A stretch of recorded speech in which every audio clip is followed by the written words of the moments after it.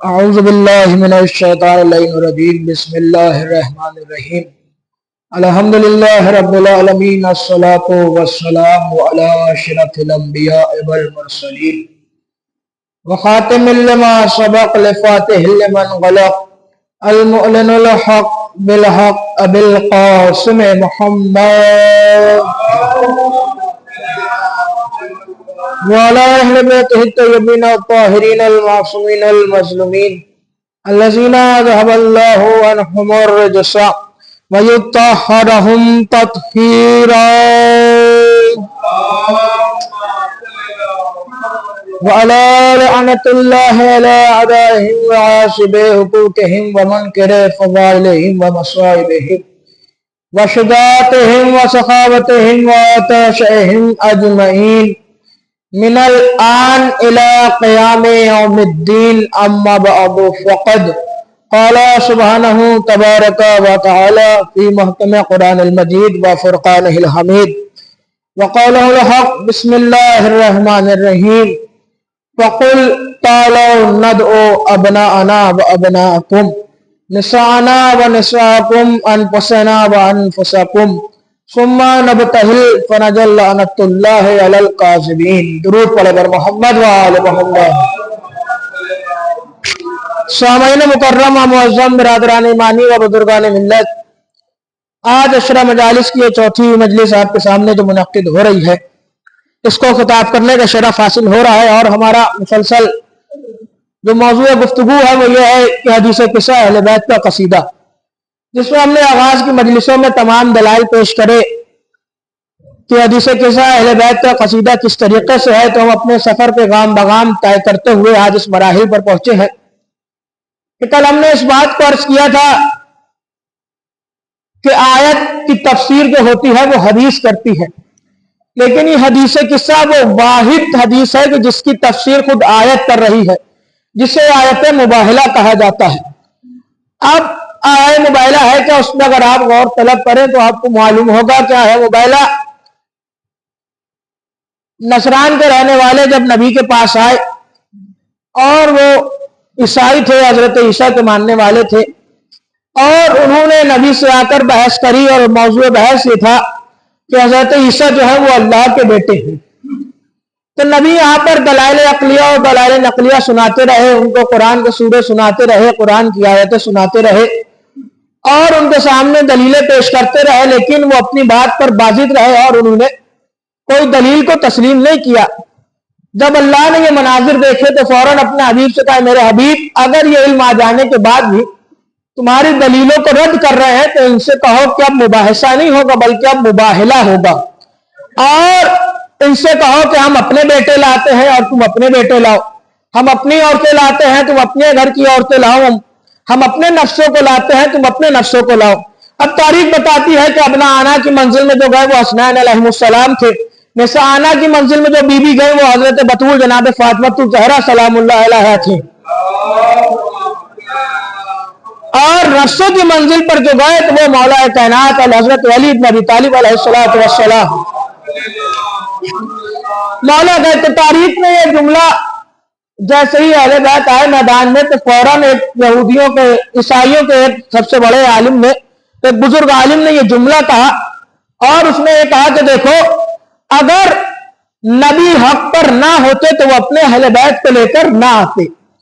اب غور طلب بات یہ ہے کہ نبی ان کو قرآن سنا چکے، سورے سنا چکے، آیتیں سنا چکے، دلائل عقلیہ اور نقلیہ پیش کر چکے، لیکن اس کے بعد بھی وہ نبی کے حقانیت کے قائل نہیں ہوئے تھے۔ لیکن جیسے ہی اہل بیت کو دیکھا تو فوراً بے ساختہ عالم نے کہا، ان کے بزرگ عالم نے کہا کہ دیکھو اگر نبی حق پر نہ ہوتے تو یہ اپنے اہل بیت کو نہ لاتے۔ تو اس کا مطلب دیکھیے مباہلہ نے ہمیں ایک پیغام بھی پہنچایا کہ یاد رکھو جب بھی تمہیں واقعاً حقیقتاً اسلام کا تحفظ کرنا ہو، شریعت کا تحفظ کرنا ہو، قرآن کا تحفظ کرنا ہو، صداقت نبوی کا تحفظ کرنا ہو تو تم اپنے بل پہ نہ جانا بلکہ اہل بیت کے بل پہ جانا۔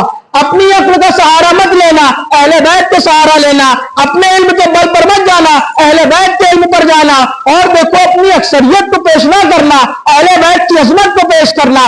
تو اب یہاں پر جو کل گفتگو اختتام ہوا تھا وہ یہاں سے ہوا تھا کہ اہل بیت کو پیش کرنے سے اہل بیت کا فائدہ ہے یا اسلام کا فائدہ ہے؟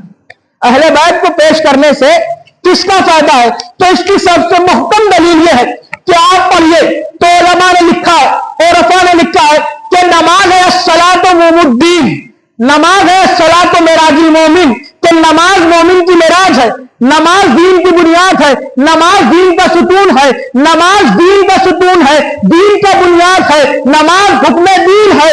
تو وہ نماز جو دین کی بنیاد ہے اس میں لکھنے والے علماء نے لکھا، اہل سنت علماء نے لکھا، اہل تشیع کے بھی علماء نے لکھا کہ وہ لکھتے ہیں کہ اگر نماز میں درود نہ پڑھا جائے تو نماز نہیں ہوتی۔ تو اس کا مطلب ایک نتیجہ آپ یہ نکالیے کہ اگر نماز میں درود نہ پڑھنے سے اہل بیت کو نقصان تو یہ دین کا محتاج، لیکن اگر نماز میں درود نہ پڑھنے سے نماز نہیں ہوتی تو یہ ملت کو ماننا پڑے گا اور اس پر غور کرنا پڑے گا کہ بھیا نماز میں درود نہ پڑھنے سے اگر نماز نہیں ہوتی تو اہل بیت دین کے محتاج نہیں ہے بلکہ دین اہل بیت کا محتاج ہے۔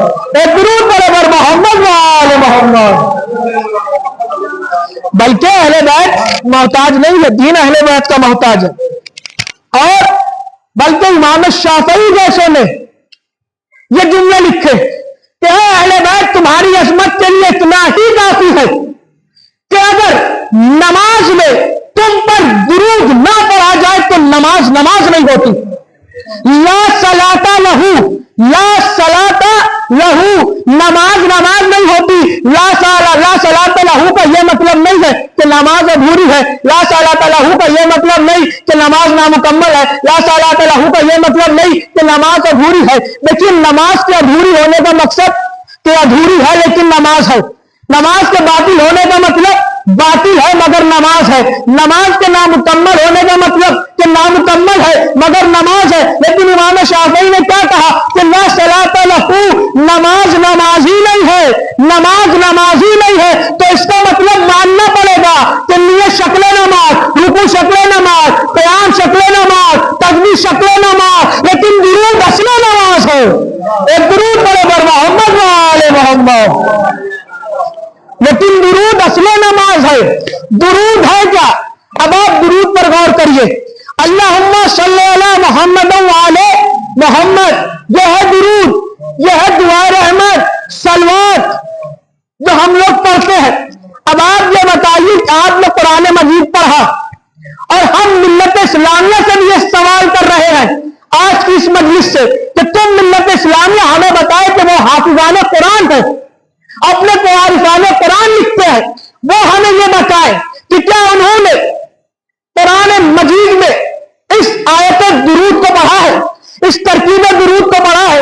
کہ آپ بھی بتائیے کیا قرآن مجید میں کہیں پر یہ جملے استعمال ہوئے، کہیں پر یہ آیت ہے کہ جس میں ہو کہ اللہم صلی علی محمد و آل محمد؟ ہے ایسی کوئی آیت؟ کہنے صاحب ہم نے پورے قرآن پڑھا لیکن کوئی ایسی آیت نہیں ملی، بلکہ حکم ملا ہے کہ اللہ بھی درود پڑھتا ہے، اس کے ملائکہ بھی درود پڑھتے ہیں، اے صاحبان ایمان تم بھی درود پڑھو۔ تو اب آپ مجھے یہ بتائیے یہ جو درود ہے یہ حکم قرآن ہے یا جزو قرآن ہے؟ میں توجہ کری آپ نے بھائی، دیکھیے میں اپنی موضوع کا لب لباب آپ کے سامنے پیش کر رہا ہوں۔ درود حکم قرآن ہے یا درود جزو قرآن ہے؟ تو بھیا درود ہے حکم قرآن، جس طریقے سے اشہد ان علی ولی اللہ حکم قرآن ہے، جزو قرآن نہیں۔ آپ کو قرآن مجید میں آیات ولایت ملے گی لیکن یہ جملے نہیں ملیں گے، اشہد ان علی ولی اللہ۔ آپ کو حکم ملے گا کہ انما ولیکم اللہ ورسولہ والذین آمنوا الذین یقیمون الصلاۃ ویؤتون الزکاۃ وہم راکعون۔ دیکھو اللہ تمہارا ولی، رسول تمہارا ولی، اور وہ تمہارا ولی جو نمازیں قائم کرتا ہے، حالت رکوع میں زکات دیتا ہے۔ تو آپ کو قرآن مجید میں آیت کا حکم تو ملے گا لیکن یہ جملے نہیں ملیں گے۔ اسی طریقے سے اسی قرآن مجید میں آپ کو یہ صلوات کے جملے نہیں ملیں گے لیکن حکم درود ملے گا، حکم صلوات ملے گا کہ دیکھو اللہ بھی درود پڑھتا ہے، تم بھی درود پڑھو، اور اس کے ملائکہ بھی درود پڑھتے ہیں۔ تو اب اس کا مطلب ماننا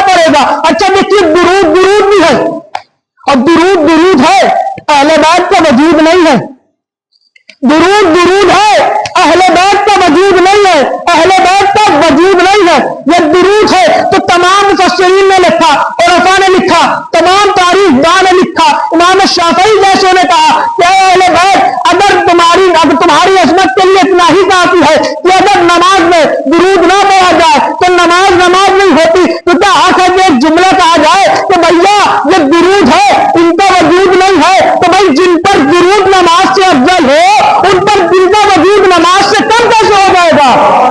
ایک درود پر محمد و آل محمد. تو جن پر درود نماز سے افضل ہو ان کا وجود نماز سے کم کیسے ہو جائے گا؟ اچھا آپ کو قرآن مجید میں یہ اعلان رحمت ملے گا اور اعلان ولایت ملے گا. اچھا نماز ہے کیا؟ نماز میں ہمارے اور آپ کے کہے ہوئے شعر نہیں ہے، ہمارے اور آپ کا قصیدہ نہیں ہے، شجرہ نہیں ہے، نسب نہیں ہے، حسب نہیں ہے. قرآن نماز میں ہے کیا؟ کیا نماز میں قرآن کے سورے ہے، قرآن کی آیات ہے؟ تو نماز کچھ نہیں ہے. نماز کو بیان قرآن کہا جاتا ہے. تو کیا اجازت ہے کہ ایک جملہ اور کہا جائے کہ بھیا جب اعلان رحمت کے بغیر قرآن کام نہیں آتا تو اعلان ولایت کے بغیر اذان کہاں سے کام آ جائے گی؟ ایک درود پر محمد و آل محمد. اعلان ولایت کے بغیر اچھا نماز واجب ہے یا مستحب؟ واجب ہے. اذان واجب ہے یا مستحب؟ مستحب ہے. نماز واجب ہے، اذان مستحب ہے. تو بھیا جو واجب نماز میں اگر آپ اعلان رحمت نہیں کریں گے تو واجب نماز واجب نہیں رہتی. تو اگر آپ اذان میں اعلان ولایت نہیں کریں گے تو یہ مستحب اذان مستحب کیسے رہے گی؟ جب واجب نماز ان کے درود کے بغیر واجب نہیں ہے تو اعلان ولایت کے بغیر مستحب اذان. اور لوگ ہم سے سوال کرتے ہیں کہ صاحب آپ اچھا دیکھیے تعجب تو یہ ہوتا ہے کہ جن کی کوئی چیز درست نہیں ہے وہ ہم سے سوال کر رہے ہیں. ارے بلکہ جن کی ولدیتوں جو درست نہیں ہے وہ ہم سے کہہ رہے ہیں کہ آپ یہ جو اذان دیتے ہیں اس میں آپ جب اللہ کی توحید کا اقرار کرتے ہیں تو سادے طریقے سے کر دیتے ہیں، کوئی القابات نہیں لگاتے. جب نبی کی رسالت کا اعلان کرتے ہیں تو کوئی القابات نہیں لگاتے، کوئی صفتیں نہیں لگاتے، یوں بارہا اعلان کر دیتے. لیکن جیسے ہی علی کی ولایت کی بات آتی ہے آپ القابات لگانا شروع کر دیتے ہیں. اشہد ان امیر المومنین و امام المتقین و قاتل المشرکین و حجج اللہ. آپ نے نہ اللہ کی باری میں القابات لگائے نہ نبی کی باری میں القابات لگائے، لیکن جیسے ہی علی کا معاملہ آیا آپ نے القابات لگانا شروع کر دیے. تو یہ اعتراض ہم پر نہ کرو، قرآن پر کرو، کیونکہ ہماری اذان ہے قرآن والی. قرآن میں اللہ نے جب ولایت کا حکم کیا تو 3 ولایتیں بتائی. تو انما ولیکم اللہ، اللہ تمہارا ولی. کوئی القاب استعمال کیا؟ نہ اس نے یہاں پر جل جلالہ کہا، نہ اما نہ والہ کہا، بلکہ اس نے کہا کہ اللہ تمہارا ولی. پھر اس نے کہا ورسولہ، اور رسول تمہارا ولی. دو ولایتوں کا اعلان ہوا تو کوئی القابات اللہ نے نہیں لگائے. قرآن میں آیت ولایت موجود ہے. تو انما ولیکم اللہ ورسولہ، کہ اللہ تمہارا ولی اور رسول تمہارا ولی. اب جیسے ہی تیسری ولایت کی بات آئی تو فوراً قرآن نے القابات لگانا شروع کر دیے. والذین وآمنوا الذین ویقیمون الصلاۃ ویؤتون الزکاۃ وہم راکعون. تو بھیا یہ ہم سے شکایت نہ کرو کہ آپ تیسری ولایت میں القابات کیوں لگاتے ہیں. ارے اللہ سے سوال کرو کہ وہ کیوں لگاتا ہے. بھائی ہم سے کیوں اعتراض کرتے ہو؟ اللہ سے کہو کہ وہ القابات کیوں لگاتا ہے، اس نے کیوں صفتیں بیان کری. ہماری اذان قرآن والی ہے. اما جن کیا اذان میں بسم اللہ نہ پڑھی جاتی ہو وہ اذان کا دینا آتی ہوگی ان کو. ایک درود پڑھو پر محمد و آل محمد.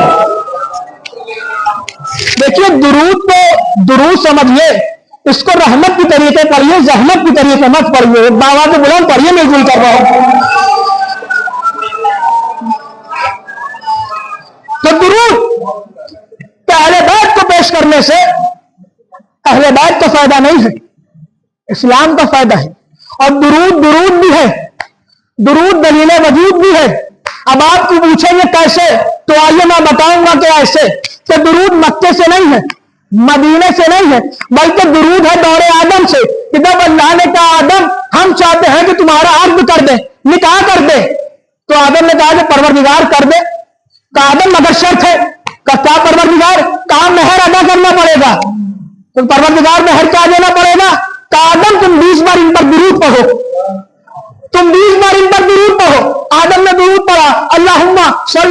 محمد و آل محمد. نوح کا سفینہ بھور میں آیا, اللہ نے کہا درود پڑھو, نوح نے درود پڑھا, اللہم صلی علی محمد و آل محمد. ابراہیم آبی سے نمرود میں گئے, اللہ نے کہا درود پڑھو, ابراہیم نے درود پڑھا, اللہم صلی علی محمد و آل محمد. جناب موسیٰ دریا پار کر رہے ہیں, اللہ نے کہا درود پڑھو, موسیٰ نے درود پڑھا, اللہم صلی علی محمد و آل محمد. عیسیٰ مردے زندہ کر رہے ہیں, اللہ نے کہا درود پڑھو, عیسیٰ نے درود پڑھا, اللہم صلی علی محمد و آل محمد. تو بھیا آپ یہ بتائیے کہ جب ان کا وجود تھا نہیں تو ان پر درود کیوں تھا؟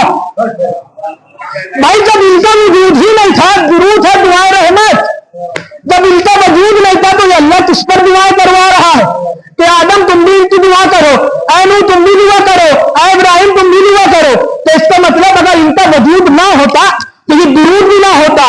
یہ درود اس وقت ہونے کی دلیل یہ ہے کہ ان کا وجود تھا. اگر وجود نہ ہوتا تو درود بھی نہ ہوتا.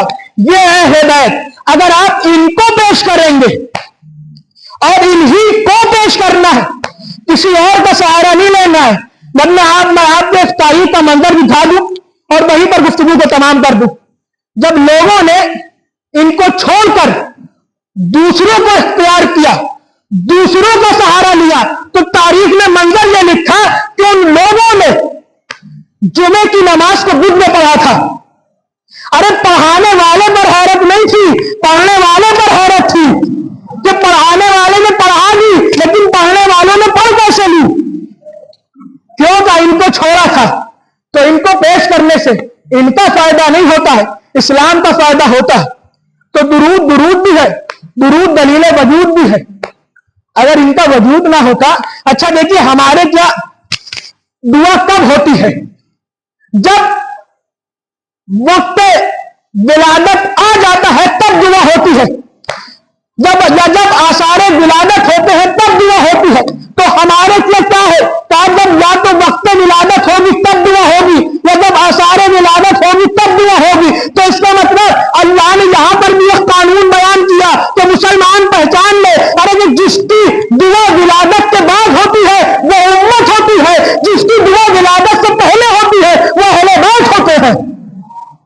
جن کے لیے دعا ولادت سے پہلے ہو. تو یہ نزول رحمت درود کا بتا رہا ہے کہ یہ موجود تھے. اگر یہ موجود نہ ہوتے تو اہل آدم کی توبہ کیسے قبول ہوتی؟ اگر یہ موجود نہ ہوتے تو نوح کا سفینہ کیسے پار ہوتا؟ اگر یہ موجود نہ ہوتے تو آتش نمرود سے ابراہیم بچتے کیسے؟ آگ گلزار کیسے ہوتی ہے؟ آگ گلزار کیسے ہوئی؟ کہا ان کی وجہ سے. ارے جب یہ ابراہیم کے لیے آگ کو گلزار کر سکتے ہیں تو ہمارے آگ کے ماتم کے لیے بھی آگ کو گلزار کر سکتے ہیں. ایک درود پڑھو اور محمد و آل محمد.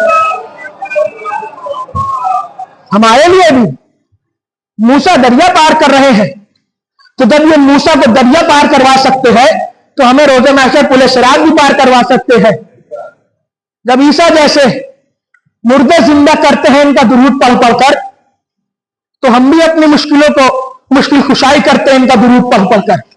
تو اہل بیت کو پیش کرنے سے اہل بیت کا فائدہ نہیں ہوتا ہے, اسلام کا فائدہ ہوتا ہے. آپ دیکھتے مباہلہ کے میدان میں جب ان کو پیش کیا گیا, اچھا وہ قرآن سن رہے تھے, آیتیں سن رہے تھے, دلائل عقلیہ اور نقلیہ سن رہے تھے, لیکن انہوں نے یہ ایک بار بھی نہیں کہا کہ اگر محمد حق پر ہوتے تو وہ قرآن نہ سناتے, بلکہ جیسے ہی اہل بیت کو دیکھا تو فوراً یہ جملہ کہا کہ اگر محمد حق پر نہ ہوتے تو اہل بیت کو لے کر نہ آتے. تو ان کی وجہ سے, ان کے آنے کی وجہ سے حق نبوت قائم رہا ہے, انہیں اہل بیت کہا جاتا ہے. اب لوگ اعتراض یہاں پر کرتے ہیں, انشاءاللہ اس اعتراض کا جواب کل دیا جائے گا, اور کل کا بھی موضوع آپ ابھی سے لیتے جائیے کہ کل کی گفتگو اس مرحلے پر ہوگی کہ لوگ اعتراض کرتے ہیں کہ اگر ان کا وجود پہلے تھا تو یہ بعد میں کیوں بھیجے گئے. اب اس کی بحث و تشریح انشاءاللہ کل کی گفتگو میں ٹھیک 8 بجے مجلس کا آغاز ہو جاتا ہے. تب یہ کل بحث کری جائے گی کہ اللہ نے انہیں بعد میں کیوں بھیجا اور انہیں پہلے کیوں بھیجا. تو اہل بیت کو پیش کرنے سے اہل بیت کا فائدہ نہیں ہے, اسلام کا فائدہ ہے, شریعت کا فائدہ ہے. تبھی تو کربلا کے میدان میں امام حسین نے انسانیت کو بچایا ہے. کربلا کے میدان میں اگر آپ دیکھیں اٹھائے واقعہ مقاتل کو پڑھے تو کیا قیامت کے مقاتل لکھے ہوئے ہیں کربلا کے میدان کے. کربلا کے میدان میں امام حسین نے پورا بھرا گھر قربان کر دیا تھا، اس لیے کہ اس کی توحید بچ جائے، اس کا نام باقی رہے، ہماری اولاد باقی رہے یا نہ رہے. یہ حسین بن علی کا صدقہ ہے جو انسانیت آج زندہ ہے، ورنہ یہ انسانیت تو پامال ہو چکی تھی. وہ ہے حسین ابن علی.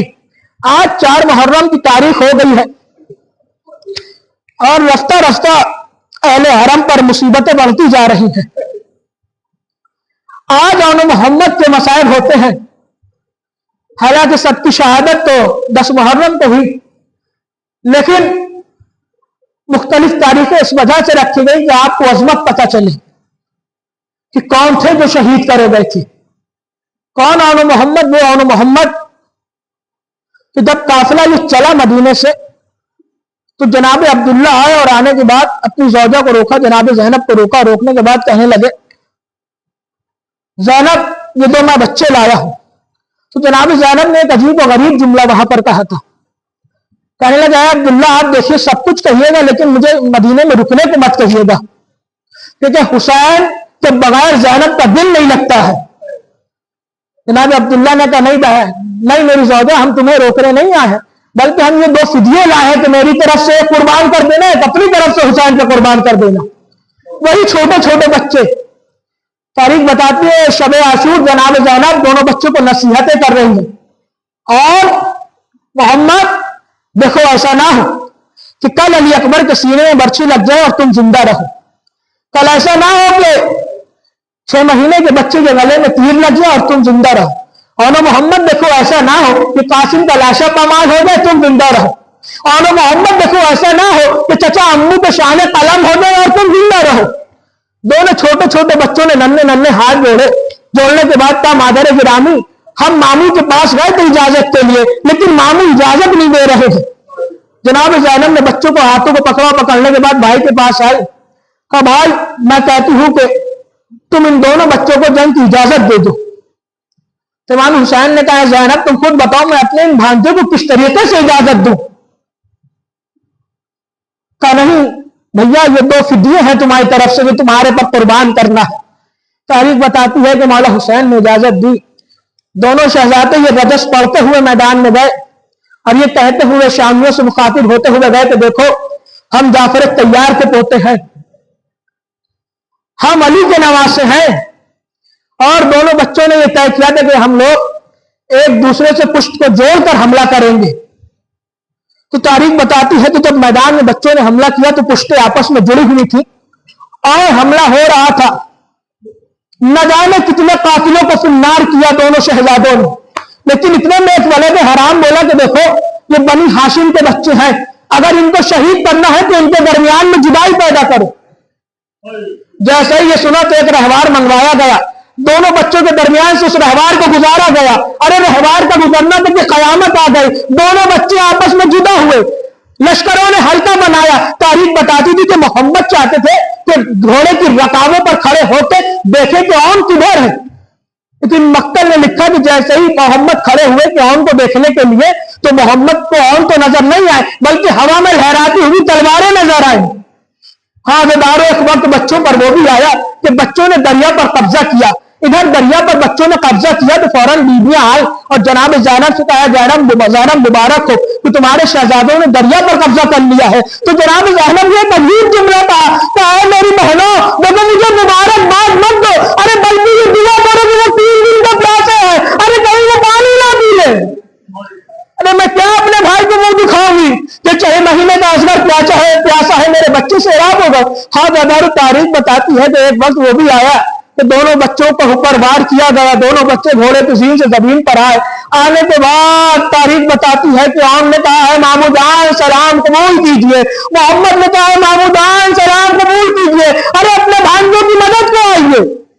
हाँ दारो, एक तरफ से हजरत अब्बास बढ़े, एक तरफ से इमाम हुसैन बढ़े, बढ़ने के बाद दोनों आए, आने के बाद दोनों भांजों की लाशों पर आए। हाँ दारो, मोहम्मद कहते थे बड़े मामू जान थोड़ा करीब आइए, और कहते थे छोटे मामू जान थोड़ा करीब आइए। तारीख बताती है कि जब दोनों मामू जान दोनों भांजों के करीब गए तो भांजों ने एक जुमला कहा, मामू जान अम्मा से ये कह दिएगा कि हमने दरिया पर कब्जा जरूर करा था लेकिन पानी नहीं दिया था। अरे हमें अजमल की प्यास याद है, खुदा कोई गमनादी सुबह सरकारों से ये शहदाते, हमें अजमल की प्यास याद है। हाँ दारू, तारीख बताती है कि दोनों बच्चे की लाशों को खेमे में लाया जाता है, बीवियां हल्का बनाकर मातम कर रही है, लेकिन जनाब उम्मे कुलसूम कहती थी कि हमने देखा तो मेरी बहन जैनब नजर नहीं आ रही है। अरे जैनब कहाँ है कि जो बच्चों का पुरसा जैनब की बारगाह में पेश किया जाए। उम्मे कुलसूम कहती हूँ कि मैं खेमे में गई, मैंने एक खेमे में देखा, दूसरे खेमे में देखा, तीसरे खेमे में देखा। उम्मे कुलसूम कहती है यहाँ तक के एक खेमा ऐसा भी आया कि जहां ज़ैनब मुसल्ला बिछाए हुए दुआ कर रही थी, और क्या दुआ कर रही थी, ये परवरदिगार की बारगाह में दुआ कर रही थी, परवरदिगार ये सिद्दीक़ हुसैन की तरफ से मैंने भेजे हैं, अरे इसे अपनी बारगाह में कबूल फरमाना। हाँ अदारों, उम्मे कुलसूम ने कहा कि बहन ज़ैनब बच्चों के लाशें आ गए हैं। जनाब ज़ैनब आई, और आने के बाद दोनों शहजादों की लाशों को देखा, शहजादों की लाशों के दरमियान फासला किया। बीवियां समझी कि माँ है, ज़ैनब है, ममता जाग गई होगी कि ज़ैनब बच्चों का बोसा लेने जा रही है, लेकिन मक्तल ने लिखा कि ज़ैनब बच्चों के बोसा लेने के लिए नहीं जीती, बल्कि ज़ैनब ने दोनों लाशों के दरमियान फासला किया, और करने के बाद सजदा किया, और सजदा करने पे कहने लगी, परवरदिगार अरे तेरा लाख लाख शुक्र है कि तूने ज़ैनब की कुर्बानी को कबूल फरमाया, अरे ज़ैनब को शर्मिंदा ना होने दिया, ज़ैनब की लाश तूने रख ली। अला लानतुल्लाहि अलल कौमिज़ ज़ालिमीन, सवालमुल्लज़ीना ज़य्यबू क़ल्बी वल क़ल्बु इन्ना लिल्लाहि व इन्ना इलैहि राजिऊन। आप हज़रात से गुजारिश है कि एक मरतबा सूरह फातिहा जनाब मुशीर आलम साहब के लिए साल फरमा दें।